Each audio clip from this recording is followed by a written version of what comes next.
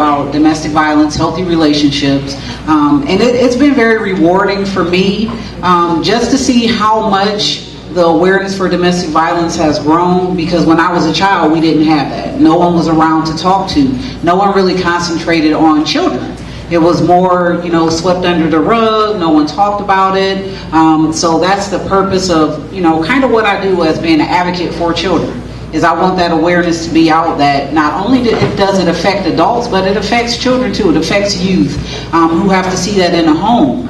Sometimes they grow up to repeat the cycle. So with the awareness that I do, I hope that I can do enough outreach that teens, youth will know that there's somewhere to turn, that someone do understand what they're going to, and that there is a voice out there for youth who might be dealing with domestic violence. Thank you.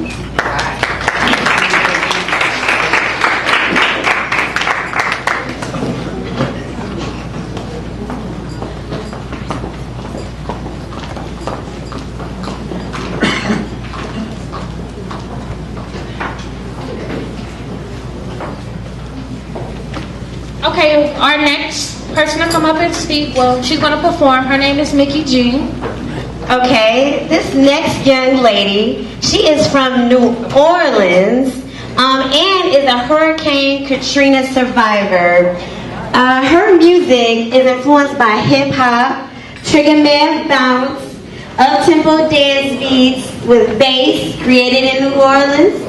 But she also knows how to bring in the commercial effect with catchy hooks and lyrics with substance. Everybody, I want you to make this girl feel welcome. Give this young lady a hand. Mickey G.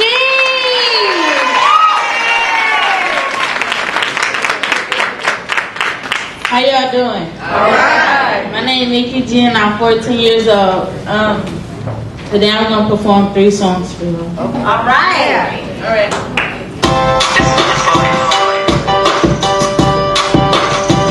Let's create, baby. Mickey G, I'm the #1 contender. Natural with my goal, I was born with my splendor. Championship bout, born with a knockout. Ballin' like Kevin Durant, doing the lockout. Go the whole turn around, get up when I get knocked out. Queen B, Mickey G, fix my hair, look Seriano in the booth, all I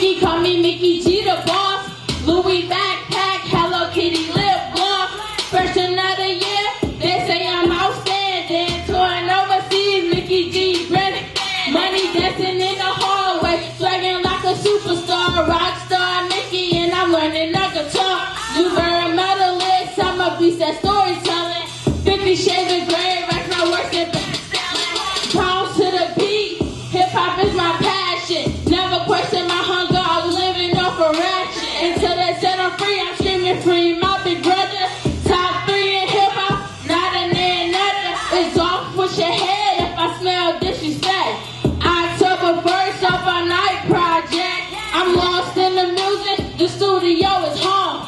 Maserati, Mickey sitting pretty on the throne. Thank you.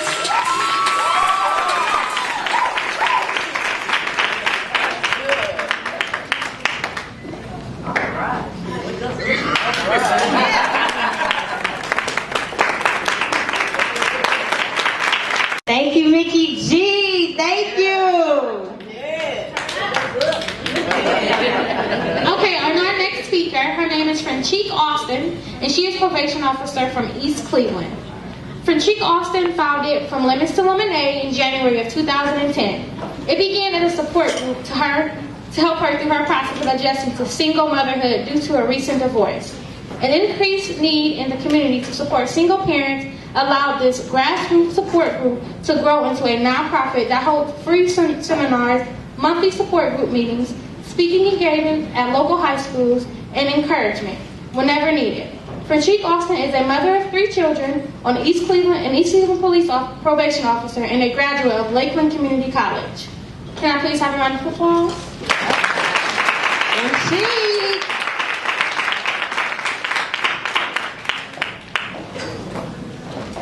It's so weird when people talk about you and you're like, that's me? Go ahead, girl. Okay. I just want to thank you guys for having me today. As I sat here and I just thought about, as many young people that are here, you guys have such a great opportunity to really do a lot of damage in the community and in society as a whole. When I was your age, I was not where you are right now. I was not doing a whole lot of positive things, which is why I make it my mission to always go back to my alumni in Brush High School in South Euclid and just talk to the young kids about the choices that I made. When I was a senior in high school, I was involved in all kinds of activities, basketball, dance team and all kinds of things. But I got suspended 9 times that year.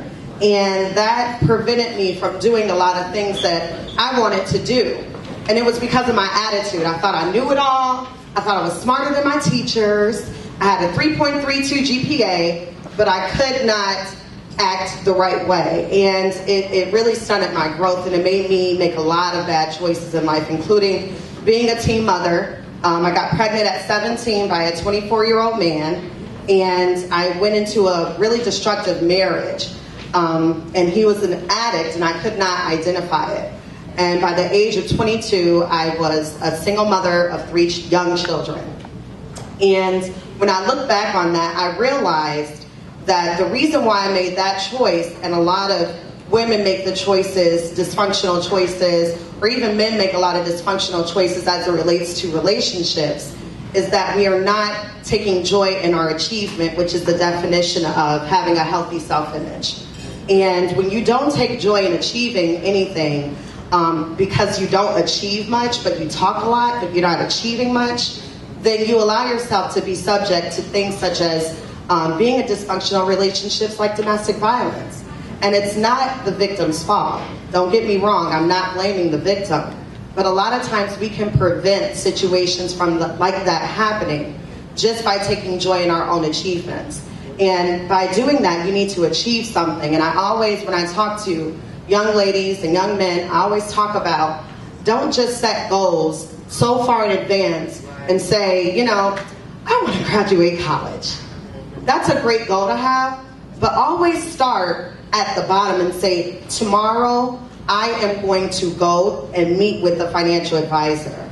I'm going to go and meet with an admissions counselor, because that's going to set a realistic goal, a specific goal, and a timely goal, which will allow you to be able to achieve something a lot faster than just saying, I want to go to college.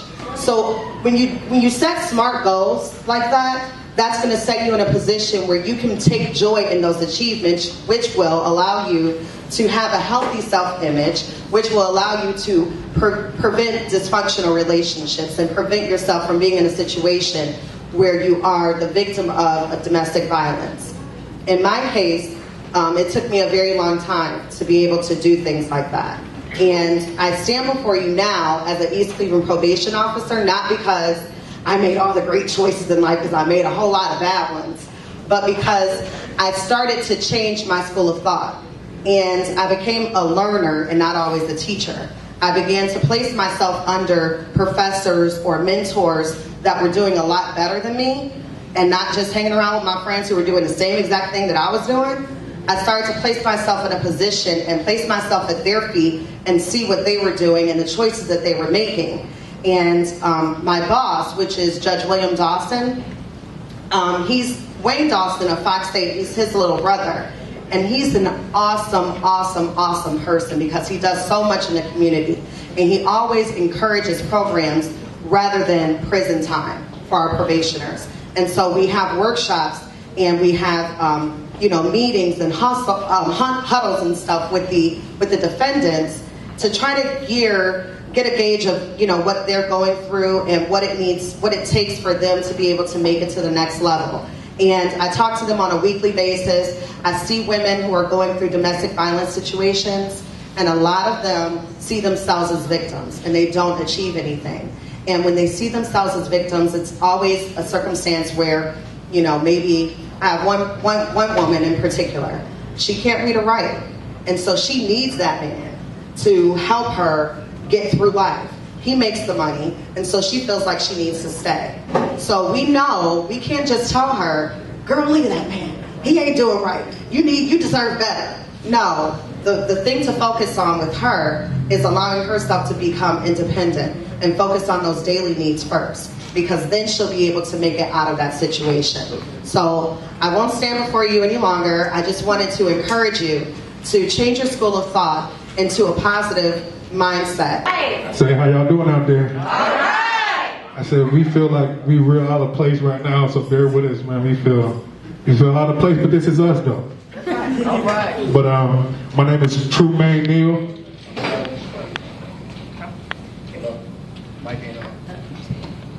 I'm Tyler Allen. Yeah, we are the owners, founders, and creators of Purple Plain. Purple Plain is a clothing line me and him put together about 2 years ago, sitting at home. And I want to tell the young people out there, like, dreams do come true with the right people in your life. Amen. With the right team and the right motivation behind you and that ambition, you can do anything you want to. About 2 years ago, before we even go there, I'm going to let y'all know, like, me and him was raised by single parent women. And it's important that you guys are here now and y'all doing this program, and it's beautiful. It's a beautiful thing because women are the future of tomorrow. I don't care what nobody say. A woman is everything. Everything. You know what I mean? Without a strong woman, it can't be a strong man. It's impossible. It's impossible. And my mom, his mom raised two strong men on her own, on their own. To be man, to be here today and talk to y'all like we talking to y'all. But I just want to say, I came from a place where I'm not supposed to be here. At the age of 5, I believe, my mother was going through domestic violence with my dad real bad. To the point, my dad hung me from a balcony from my foot as a baby and threatened to drop me. I'm my father's only son. He threatened to kill me if my mother didn't be with him. But I'm here today. You know what I mean?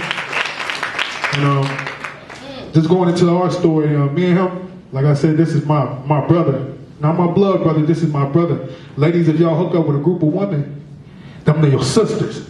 And they don't have to be blood, them your sisters. If they got the same thoughts and they push you to be positive and they behind you in everything you do, that's your brother, them your sisters. And that's my brother. I love him to death. Love him to death. We work together, we live together, we have a business together. And that's it's real deep. Yeah. It's real deep. And just going into our story, me and him one day was sitting at home, as we do every day watching TV. He came up with a plan. Let's start a clothing line. I'm like, man, you want to do that? I mean, we some young fly dudes, but you want to do that? That's a lot of work. He said, let's do it. It can't hurt, let's do it. So we did it. We got some ideas. We put a lot of stuff on paper. We was going through all kind of names and all that. Purple Plain was never supposed to be the name. We just went through all these different names and he put them all in his iPhone. Let me show you how God worked. The day before we were supposed to pick a name out, we came over the deadline, his phone crashed. So he took it to the Apple store, and he went there and he couldn't remember everything he had in his phone got erased. And the only thing we could remember out the phone was purple and the word plane. And so we put them together. And purple is the color of royalty. That's right. That's right. Purple is the color of royalty. A plane takes you from one destination to another. Yes. A plane takes you from one destination to another. That's right. So the meaning of purple plane is being a king or queen of your own destination. Yes. All right. You see what I'm saying? You're being the king or queen of your own destination. And we embody that to the fullest. We took hold of all the bad and all the negative things we've been through, and we being the king of our destination. No, we don't know where it's going to take us. We don't know where we're going. We don't know.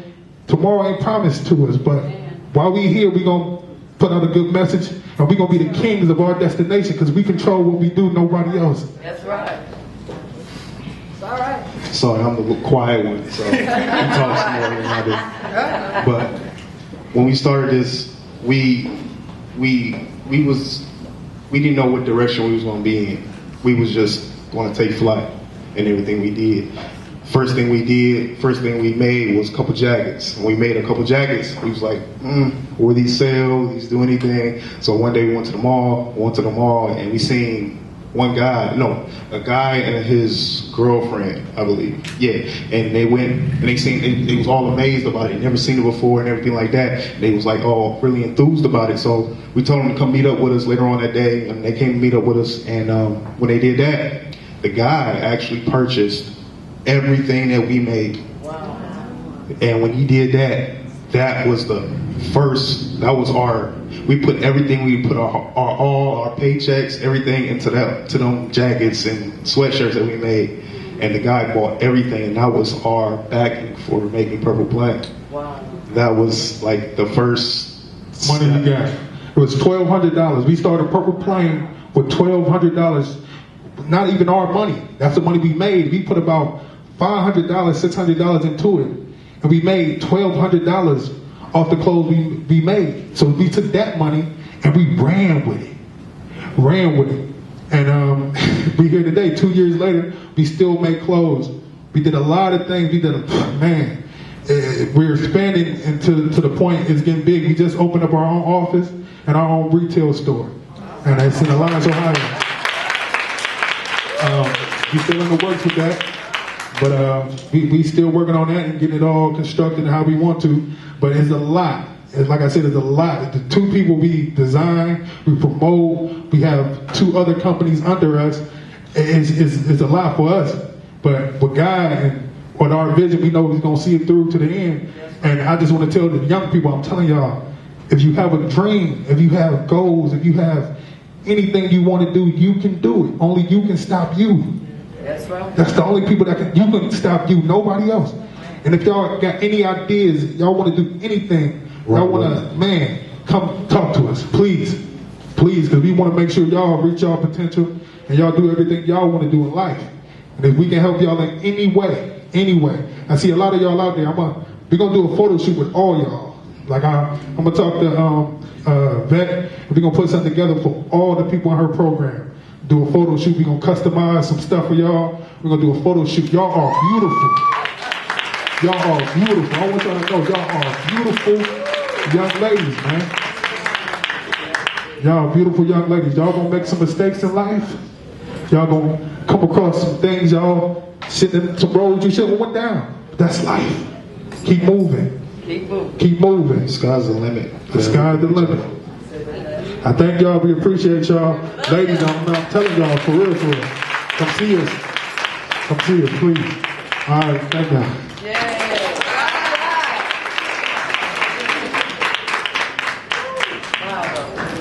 Thank you. I know our young ladies are excited about that, especially ones that be on Instagram all day. Let's sing, shout out.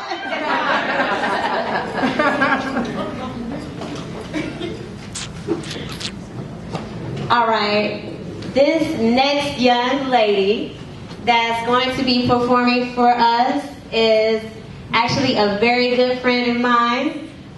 We've been friends for over, oh, no, I can't age us. I was given the eye not to age us.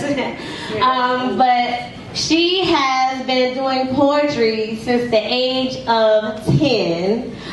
She has performed at the Cleveland House of Blues. She actually plays the bass, guitar, and the saxophone. Everybody, please give a warm welcome to Charlene Sax Ball.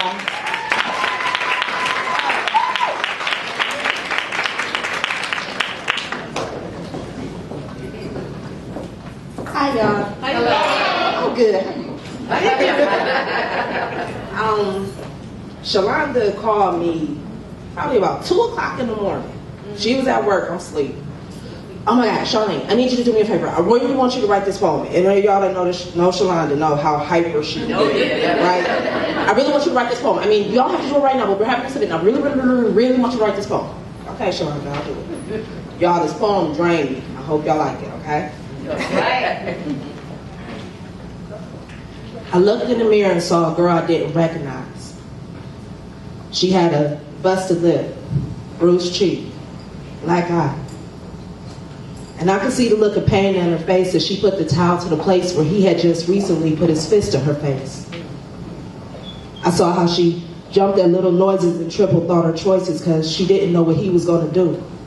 Like, one minute they cool and laugh, and the next minute for air she choking, gasping, wondering, what the hell did I do? And when it was over, it was always the same. He'd walk away like he was the victor of a game. Come back and toss her a towel and say, I'll be back in a little while. And it used to make her sick because whenever he would leave, she could see him smile. And I heard her say, I hope that he don't come back. But if he do, I pray he come back dead. I pray that he pop fly and a real nigga put a bullet in his head. I looked in the mirror and saw a girl I didn't recognize. I saw her searching for herself behind blackened eyes. So I stopped and asked her, yo, what happened? Because you don't look like the type to be locked up or trapped in. And she looked at me and said, if you're asking me to explain, I wouldn't know where to start. Because the last time I checked, he told me that I had his heart. I mean, I really didn't trip the first time we argued when he called me a bitch. Because, truth be told, his mouth was known to get slick.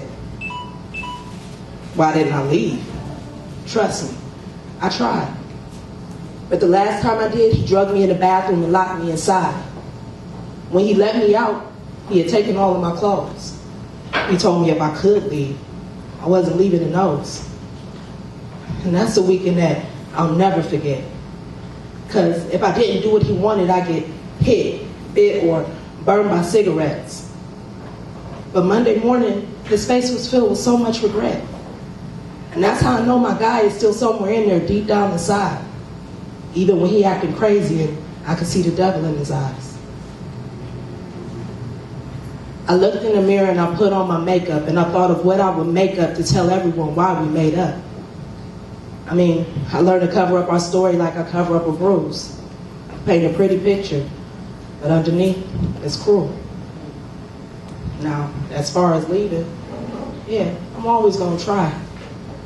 But after last night, I really ain't got enough fight inside. Thank you.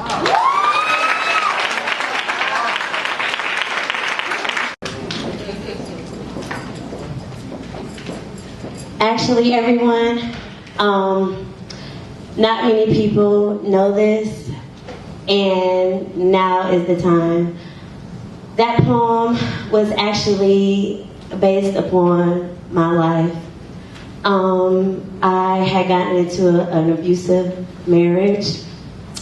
Those events that she described, she never knew about. But yet, she so adequately described what I had been through. There had been times where I was locked in a room. There had been times where things were taken from me. And there were times that I had bruises up and down my body. Times I had to try to get away and couldn't because we have a special needs baby. But I want to tell you all, I want to tell you young ladies that no matter what you're going through, find the fight to get up and get out. No matter what you think is going to happen in the end, God will take care of you. God will provide all of your needs, no matter what. You don't deserve to be treated like that by anyone. And I just want to say thank you so much to Charlene, because I thought that I couldn't say it. I thought that I couldn't speak on it, but she actually encouraged me to go ahead and speak out about it because now is the time. And I just want to thank you so much. Thank you. I love you. So let's keep it moving.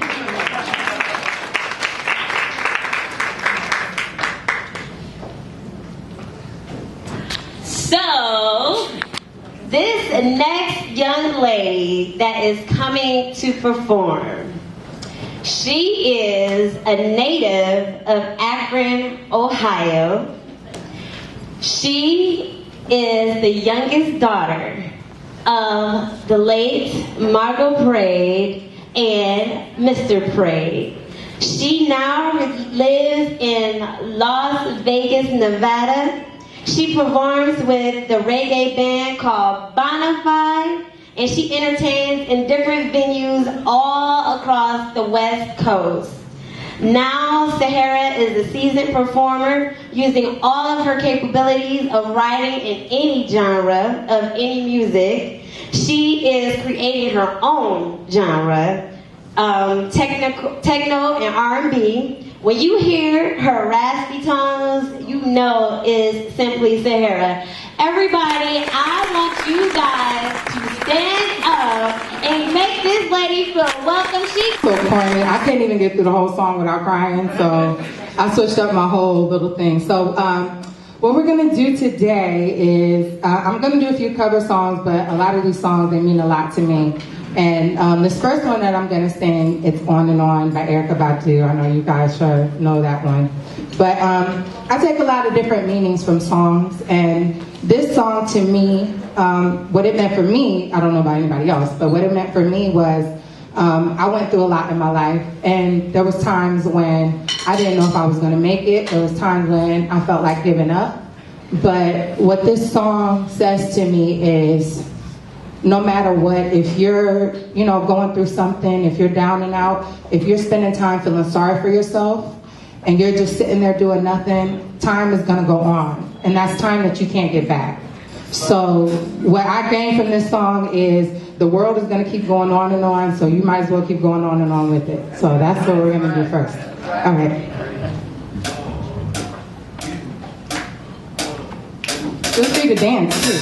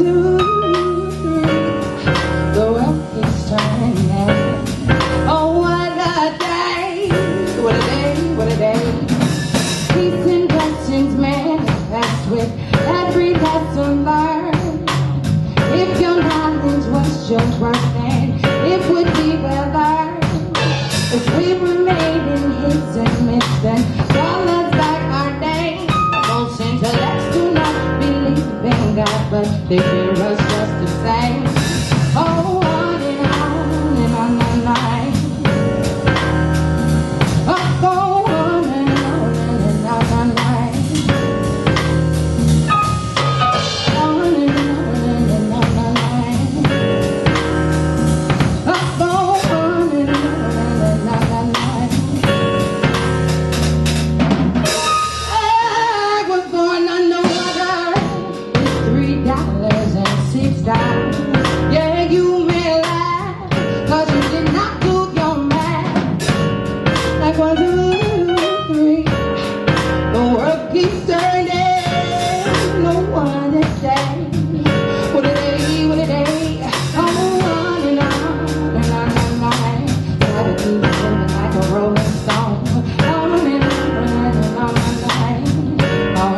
till the break of dawn. Running, running down my line, never keep moving like a rolling stone. Running, running down my line. Hey, I'm feeling kinda hungry, 'cause my head's coming down. Don't feed me, God, 'cause your food does not ensure. You think I need a cup of tea? The world keeps burning. Oh, what a day. What a day, what a day.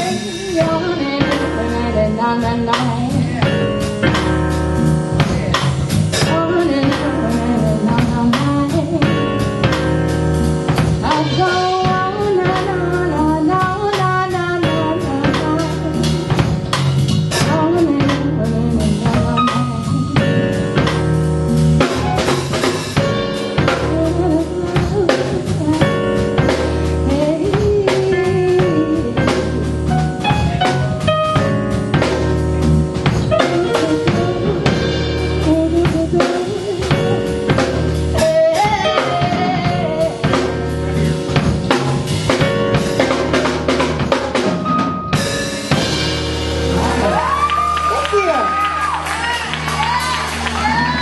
Give it up for the band. This is the Rock University Orchestra. And I was going to do some tracks for y'all today, but I'm like, this is so important that I have to get something else better than tracks together. So that's why they're here. They came at the last minute. They're doing this all for free for you guys, all you young ladies. You guys are so worth it. This is all for you. And do we have time to do one more? Another one? Yes. Oh, okay. Well, they said yes, so I'm going to do it. Okay, so this next one is called Jailer. And the meaning of this song for me is I always had this motto in my head ever since I was younger.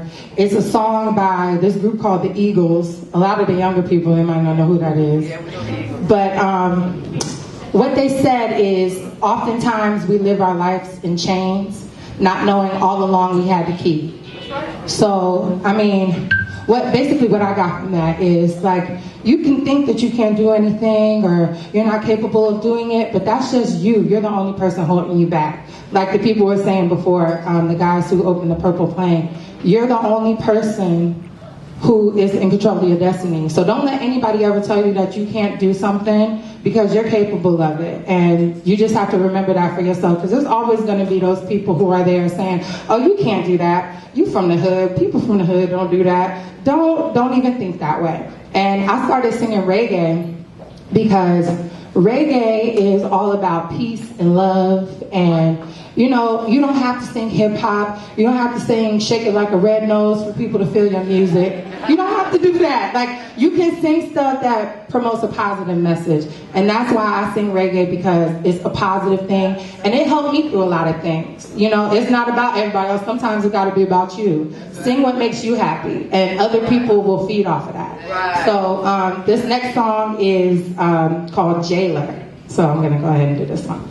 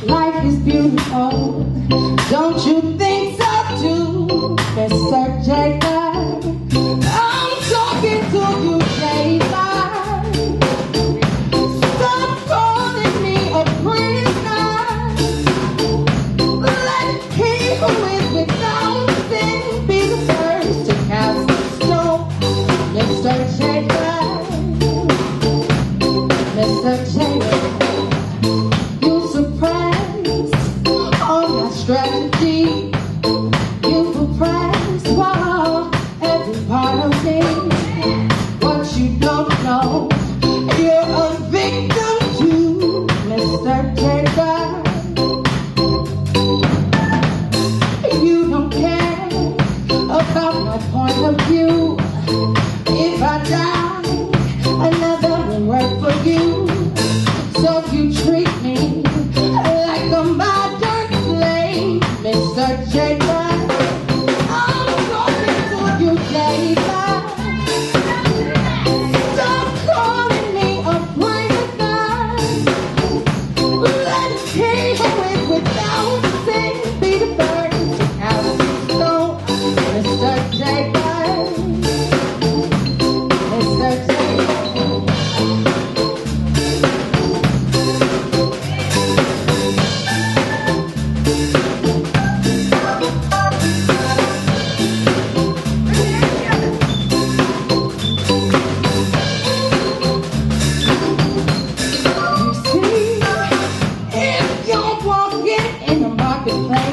Don't throw stones, even if you do, you just might hit one of your own. Life is not about your policies all the time, so you better rearrange your philosophy and be good to your fellow man, Taylor. Stop calling me a prisoner. Let it hang with the thousand. Be the first to cast a stone.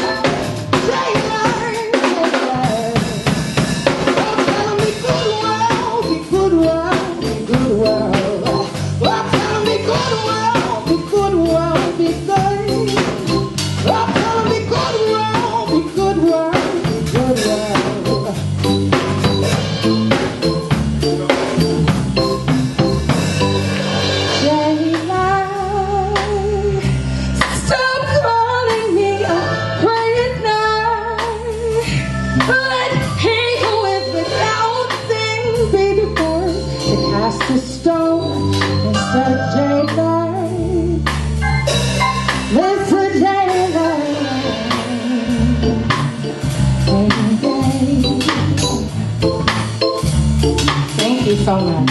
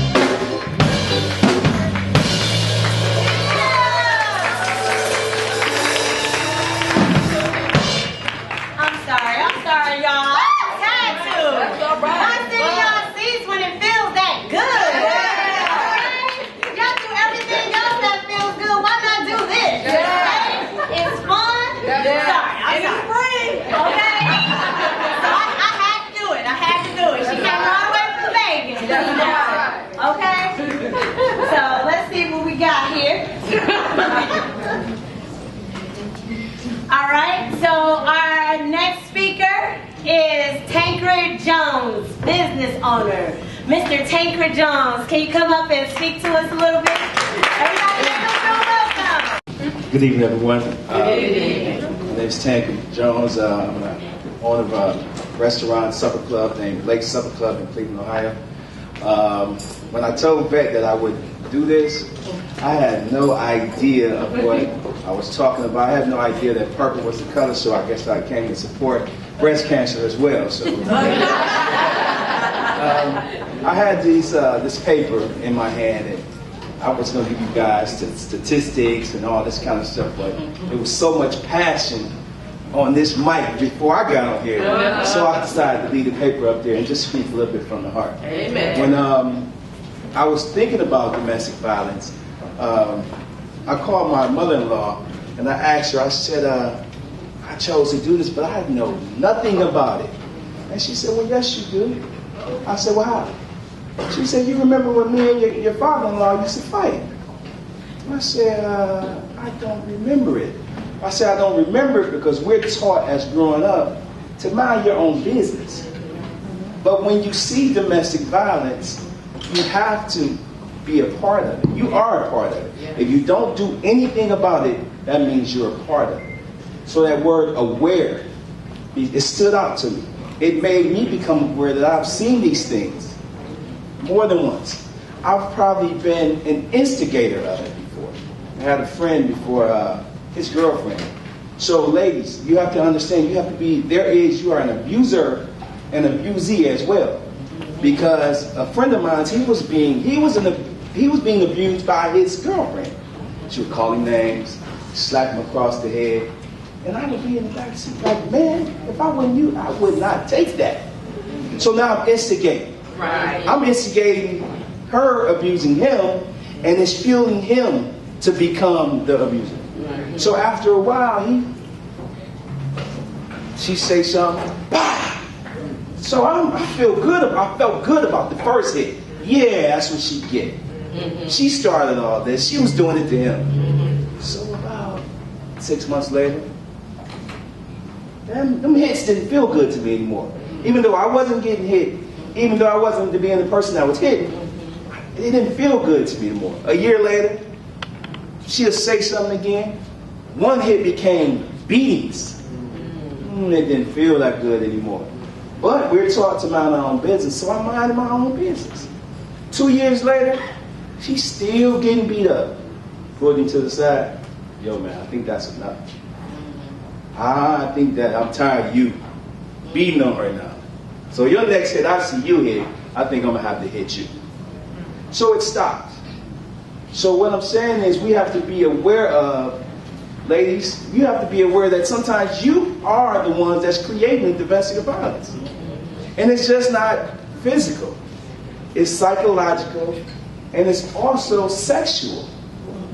So there are many things that can create and be a form of domestic violence. So we have to be aware of that. And ultimately, it always ends up, if it continues to go on too long, it ends up in death. And everybody say, no, death, that's a strong word. But it's not always physical death. It's the death of one's soul. It's the death of one's spirit. And totally the death of one's self-esteem. So you might be somebody that's a part of this and you walking around dead. Like the young lady with the poem, she didn't recognize herself. You don't recognize yourself. Your people don't recognize you. You're speaking. They don't understand the words you're saying. Because it's not you. You're dead. You're dead on the inside. So now, and it takes years and years, and sometimes you never find yourself again. You've just created a whole nother, an alter ego. You become a different form of yourself just to cope with all the things that you've done. Whether you're the one that's being abused or the person that's abusing the person. So you have to be aware of all these things. If you have a girlfriend and she's talking nasty to you, that's a form of domestic violence.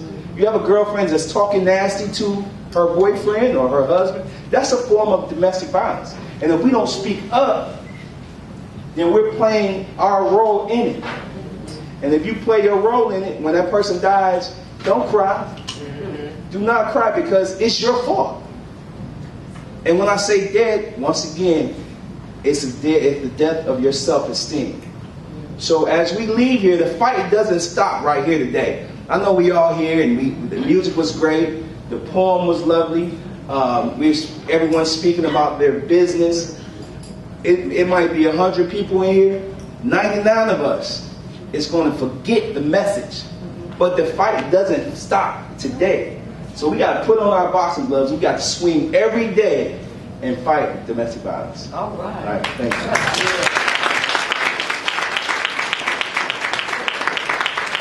So our next speaker is Darlene Moss Kirkland. This is another survivor. Please make her feel welcome.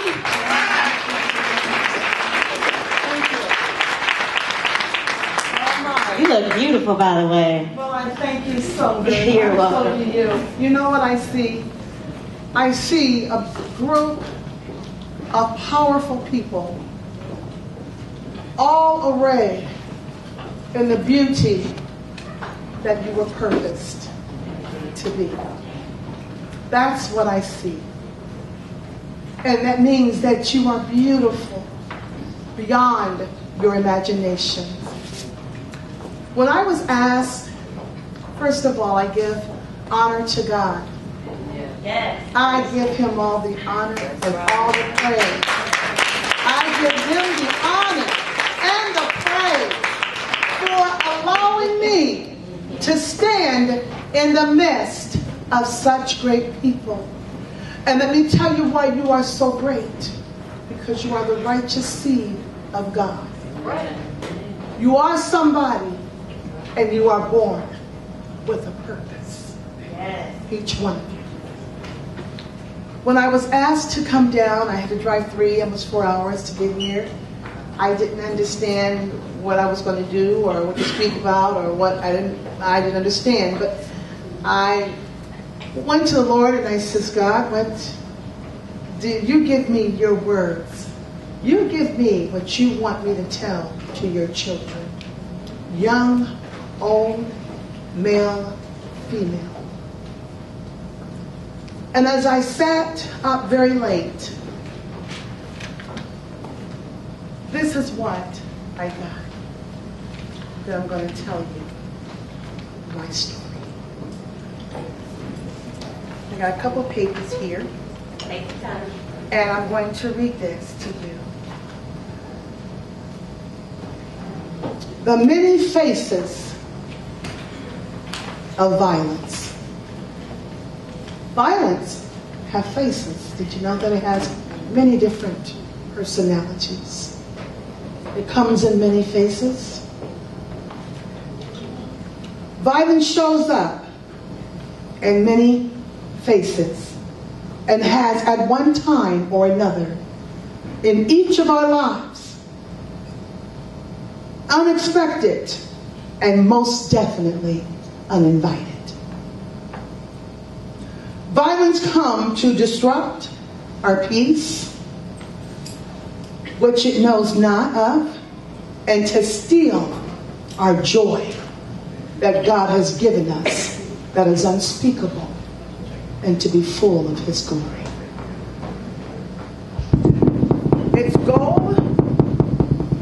Its goal is to leave us wounded, paralyzed.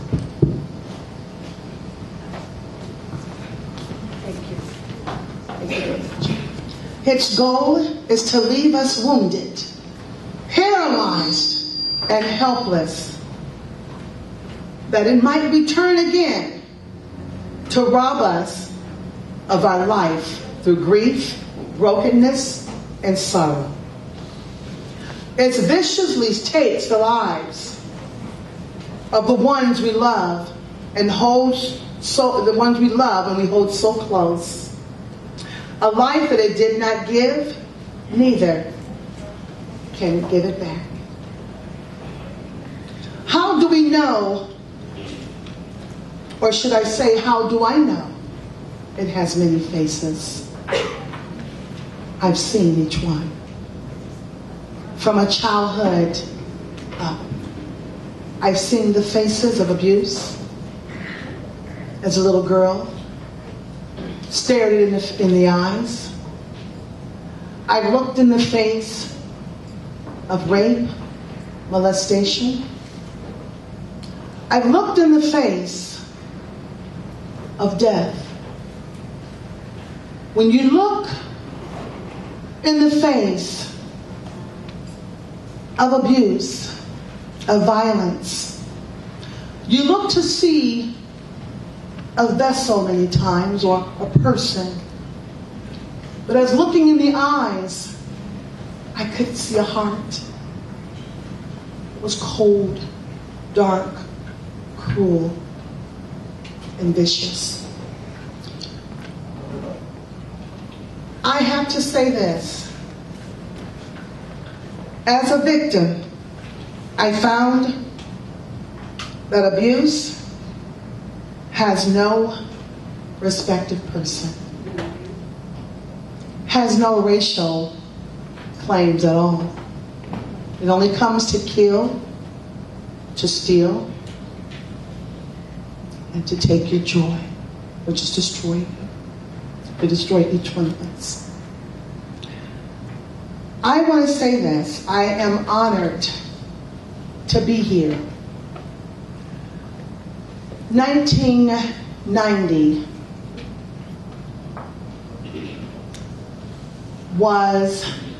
I was very young. Went through an engagement process to get married. Abuse creeped in, and this was a professional producer. See, I'm looking at the outside. I believe we have to learn to look beyond the outside, to see the face of domestic or violence. It comes in many forms, in many fashions, many faces. Some that we're familiar with and some that we're not. But it all has the same face. We look at the person, we think it's the person. I want to say this.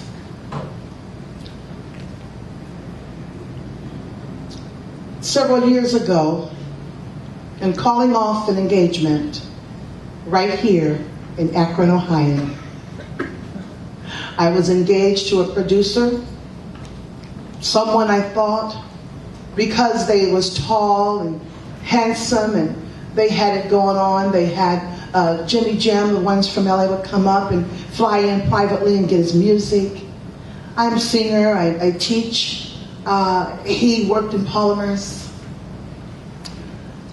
I had to tell him, wait a minute, something's happened. The relationship is not going to work.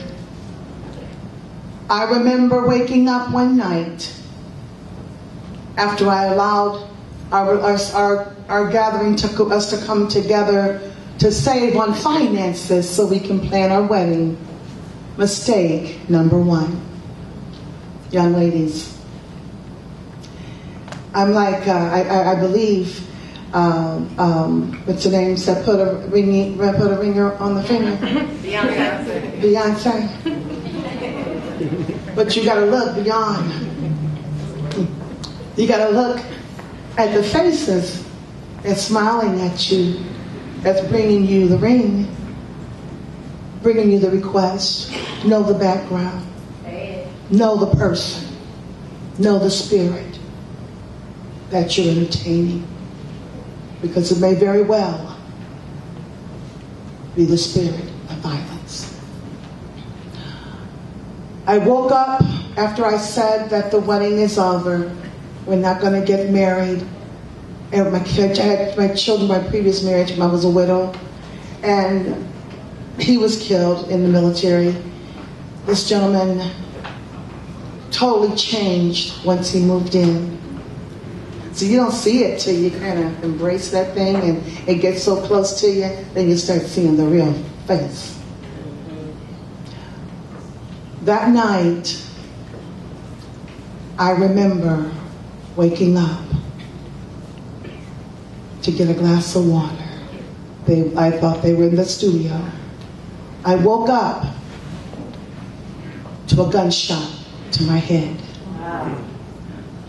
I woke up to my son, who was 16 years old, shot in the heart and killed. Right on Archwood, many of you may know. About 4 or 5 o'clock in the morning, I woke up to my 15-year-old daughter with a bullet through her arm, ready to penetrate her heart. I woke up not knowing what situation was going to happen in my life. All I knew is I made a choice. That choice, number one, was that I asked God to forgive me of everything in my life that I've done that may have been wrong. You see, we're learning. He's teaching us. And, well, he wants us to yield our hearts to him. What happened when I was hit to the floor, thrown to the floor, the newspaper, when the cops came in, they all came in, called it a bloodbath. I was a mess. I remember spending days at the shelter. Another part of my life, being drugged down the streets by my husband, who was in the military. See, it can come to you dressed up in all things that look so good. There's something behind the uniform. There is something behind the faces, and you got to know what you're working with, what you're looking at. But I'm going to say this. I'm not going to talk long, but I'm going to say this. All glory be to God. Yes. I am here today. Here's the words I want to speak to say to you. And this is found to you young ladies in Isaiah 53, 4 and 5. It says, surely he has borne our grief and carried our sorrow. Yet we did esteem him stricken, smitten of God, and afflicted. But he was wounded for our transgressions, and he was bruised for our iniquities. The chastisement of our peace was upon him, and with his stripes we are healed. Be free, ladies. Be free, men. And let God use you in the purpose that you were created to be in. He promised never to leave you, nor will he forsake you. God bless you all. Kimberly Lawless.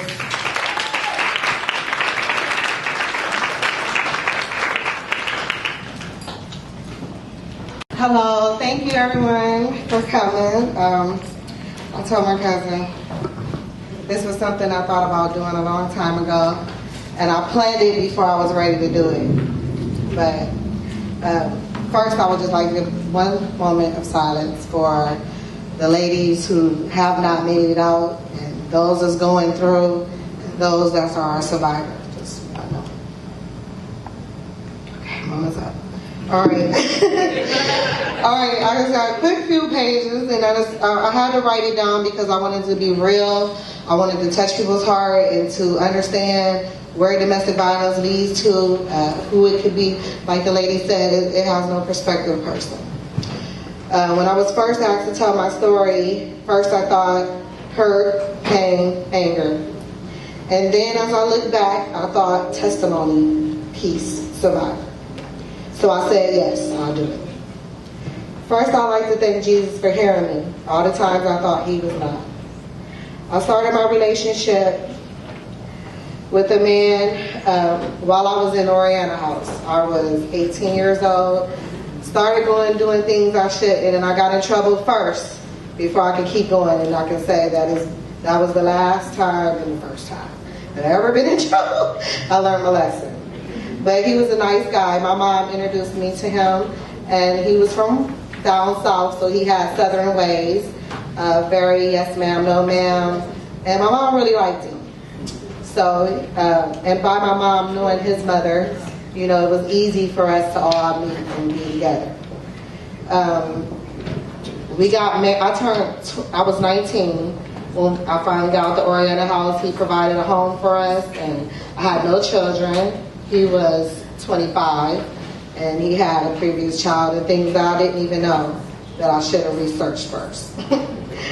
But to say we were married, I was 20 in February and we were married in June. And we stayed together in our own place. And by the time I was 21, he was extradited to Florida. Extradited meaning he had a criminal past that I knew nothing about, and they caught him here in Akron and transferred him to Florida. And me being, like my cousin said, a child raised in church, that I felt that I had to go and make things better for him when he came home and be supportive to him, even though I was leaving my family and I knew nothing about Florida. Well, I did move there, and thank God I got an apartment, job, and everything, and he came home, and then the abuse started. We would do things like go fishing or do things, and I didn't know that he was bipolar. That was one problem. And he would flip out, and I'll be walking down the street behind him, let alone we're walking, so he has no financial income coming in. And we're walking, and he's cussing me out, calling me all the names that's not my name. And it's so sad, you know, country people have a hospitality. So women sitting on their porch is like, young lady, come here, are you okay? And I'm following him, he way up there, and I'm way behind like a stray dog behind him while he's cussing me out and calling me all out my name. But I still stuck in there. And by this time, we were married 3 years. I ended up pregnant with my son, and God made it to where the things that he were doing in Florida made us have to come back to Akron. And I was back around my family. So everything was nice and cozy again, and I learned how to pretend to be happy. I had my child, and we moved into our own place, and there comes the violence again. I wanted to go to school for cosmetology, and that's all I was allowed to do. Even in the midst of my family, you know, I felt if I would have really told my brothers, which I have a few, and my sisters, I'm the baby girl, that something could have been stopped, but I felt that I was supposed to stay. I was supposed to try to help, pray, whatever but leave. I had my son, and we decided to move to Cleveland, and we, once we moved to Cleveland, we were around his family. And his mother, rest her soul, I don't mean to speak negative about her, but she was a big influence on the negativity because she was a part of it. She felt certain ways about me, even though I was his wife and the mother of his children, that, you know, she could say things to me or not stand up for me when he was wrong, you know. In our apartment, it was a bloody battle. A lot of things that he done, I was too embarrassed to tell somebody. I felt like, you know, I should be stronger. I should fight back. But he was kind of big, but I just took it and cried like the movies. I thought, oh, well, if I cry enough, he'll say, oh, I'm going to stop hurting you. I'm not going to hit you anymore. But the only thing would stop that is pregnancy. And I ended up pregnant again. I was pregnant with my daughter at this time. My son he was 4. And early we started noticing that he was very, very busy. And he would do a lot of things. And his father felt that he was being bad. So now it was not just beating me, it was beating him too. And I felt, hold on, just wait a minute, we have to be able to do something else besides beat him. It was even to the point of being in a grocery store and you swinging him around and people looking at us. I'm scared to say something, hoping someone else says something, but he felt he had the right. It was nothing wrong with doing it. Later on, we found out that as my son turned 5, that he had Asperger's and ADHD, which is a form of autism. So he was not hyper by choice. It was something going on, and we had to learn how to deal with him. And instead of him participating in this, he decided to stay home, and I would go to the doctor appointments and find out. I had to actually go through classes to learn how to do it with my son because it's a special child. You know? Well, the beatings kept going and kept going. And my daughter, she turned about 6 months, and we met this nice couple. While in Cleveland, it's a lot of mega churches and stuff, and I didn't get to really go to church. And we ended up meeting this couple that was Jehovah's Witnesses. And they started studying with us, and they would come to our house, and I'm like, well, Lord, this got to bring some peace in the house. If we praying in the house, we reading the Bible in the house, you know, this got to bring some peace. And for a year it did. I mean, we would study our own Bible. It wasn't pressure of, we want you to be a Jehovah's Witness. They just loved Jesus and we loved him. And they helped God be in the atmosphere of our home. But one day he felt it was too much. And he said, no more studies. I don't want them in my house. And I cried because I knew it was coming next. Back to the beatings.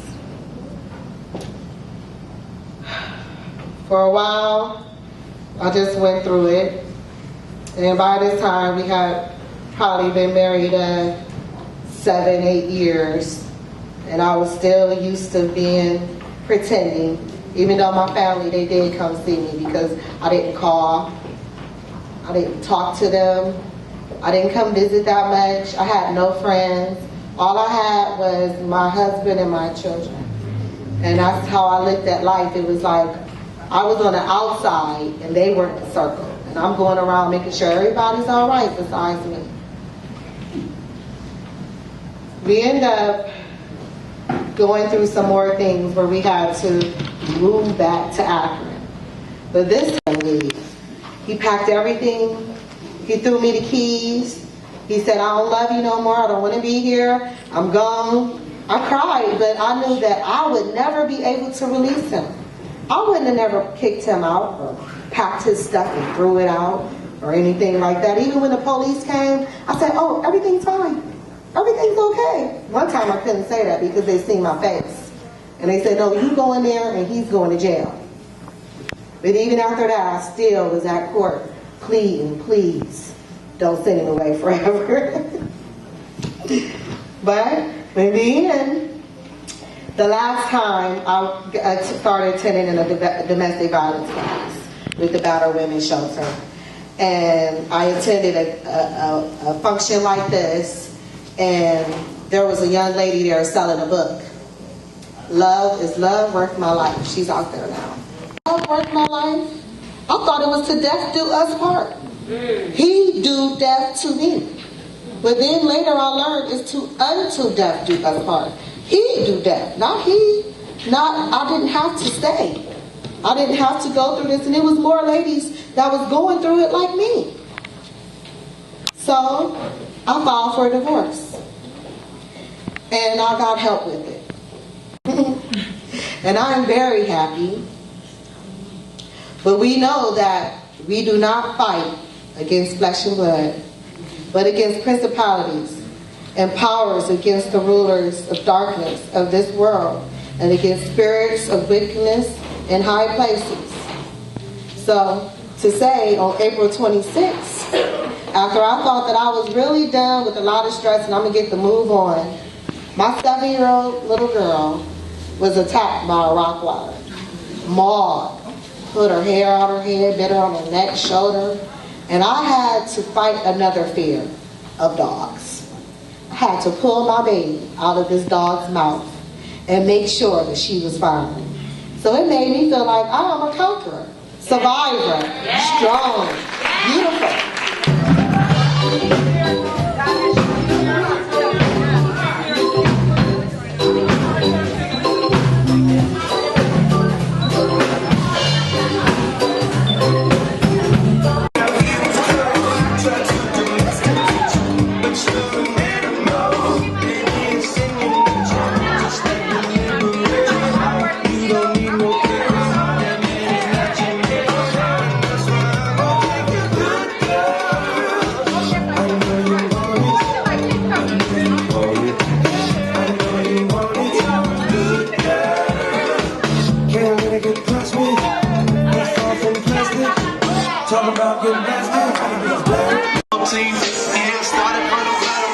Started from the bottom, now the whole team here, boys.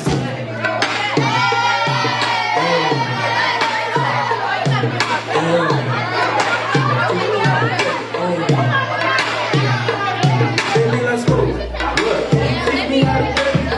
You know why?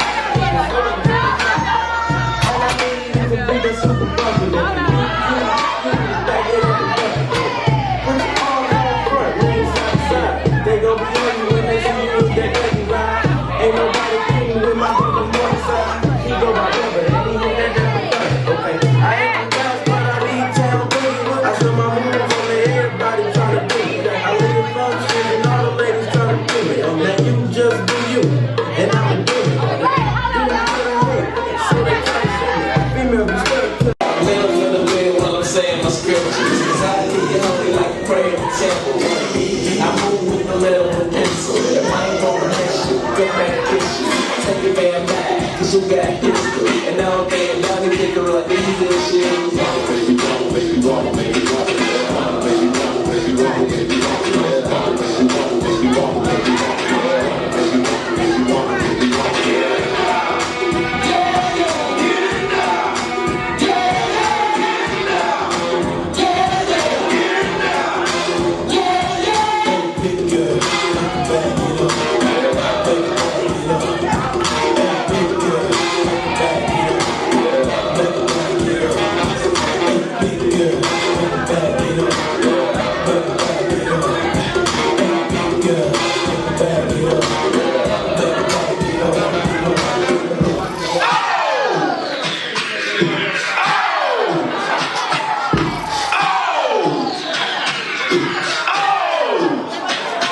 All the shorties in the club, let me see your chest. Back it up, drop it down, let me see your chest. Get low, scrub the ground, let me see your chest. Push it up, let me see your chest. Wobble, wobble, shake, shake it, shake it, give it here. Wobble, wobble, just push it, give it here. Show me what you got, show me what you got, give it here. Show me what you got, show me what you got, give it here. Big girl, make it back, get up. Make it back, get up. Hey, big girl, make it back, get up. Make it back, get up.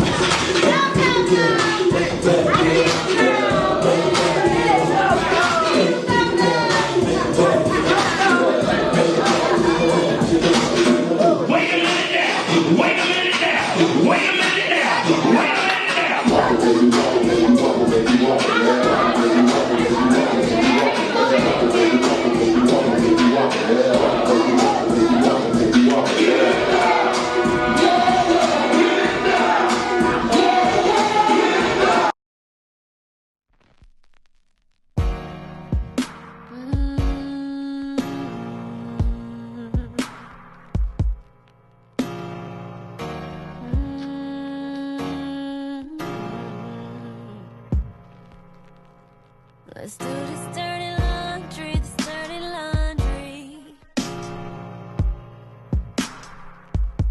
Let's do this dirty laundry, this dirty laundry. When you're soaked in tears, but you